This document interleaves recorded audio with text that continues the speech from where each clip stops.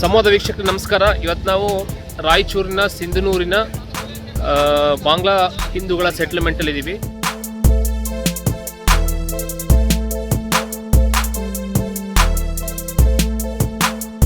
ಗ್ರಾಮ ಸ್ವರಾಜ್ಯ ಅಂದರೆ ಆ ಗ್ರಾಮಕ್ಕೆ ಬೇಕಾಗಿರುವ ಎಲ್ಲ ಮೂಲಭೂತ ಅಂಶಗಳನ್ನು ಆ ಗ್ರಾಮಸ್ಥರೇ ಬೆಳೆಯೋದು, ಆ ಗ್ರಾಮಸ್ಥರೇ ತಯಾರಿಸೋದು. ಇಲ್ಲಿ ನೋಡಿ, ಇವತ್ತು ನಾವು ಈ ಮಾರ್ಕೆಟಲ್ಲಿದ್ದೀವಿ, ಈ ಬಾಂಗ್ಲಾ ಹಿಂದೂಗಳ ಮಾರ್ಕೆಟ್ನಲ್ಲಿದ್ದೀವಿ. ಇಲ್ಲೆಲ್ಲ ನಿಮಗೆ ಎಷ್ಟು ಫ್ರೆಶ್ ತರಕಾರಿಗಳು ಕಾಣ್ತಾ ಇದೆ ನೋಡಿ. ಈ ತರಕಾರಿಗಳು ಯಾವುದೂ ಕೂಡ ಹೊರಗಡೆ APMCಯಿಂದಾಗಲಿ ಇನ್ಯಾವುದೋ ರೈತರಿಂದಾಗಲಿ ಕೊಂಡ್ಕೊಂಡು ಬಂದಿದ್ದಲ್ಲ. ಇದೇ ಊರಿನವರು, ಈ ಗ್ರಾಮದ ಜನರೇ ಬೆಳೆದಿರೋದು. ಪಾಲಕ್ ಇರ್ಬೋದು,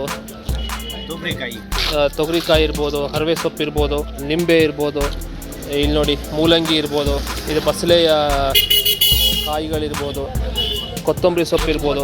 ಇನ್ನು ಮುಂದೆ ಹೋದರೆ ನಿಮಗೆ ಬಹಳಷ್ಟು ತರಕಾರಿಗಳು ಸಿಗುತ್ತೆ. ಇಲ್ಲಿ ಇವಾಗ ನಮ್ಮ ಜೊತೆ ಇಲ್ಲೊಬ್ರು ತರಕಾರಿ ಅಂಗಡಿಯ ಮಾಲೀಕರಿದ್ದಾರೆ, ಮಾತಾಡೋಣ. ನಮಸ್ಕಾರ, ನಿಮ್ಮ ಹೆಸರೇನು?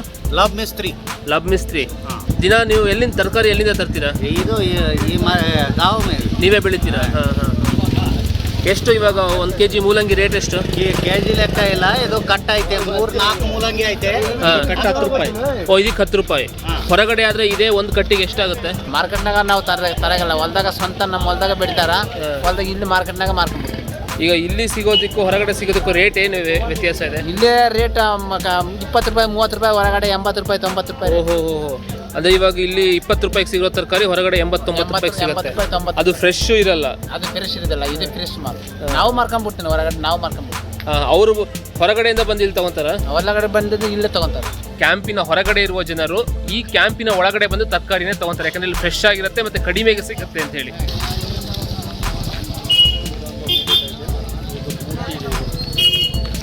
ಇಲ್ಲಿ ನೋಡಿ ಸ್ನೇಹಿತರೆ, ಏನೇನಿದೆ ಇಲ್ಲಿ.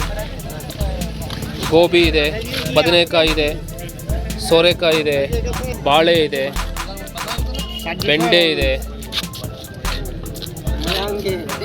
ಮೂಲಂಗಿ ಇದೆ. ಏನು ನಿಮ್ಮ ಹೆಸರು? ಆಶಿತ್ ಸರ್ಕಾರ್.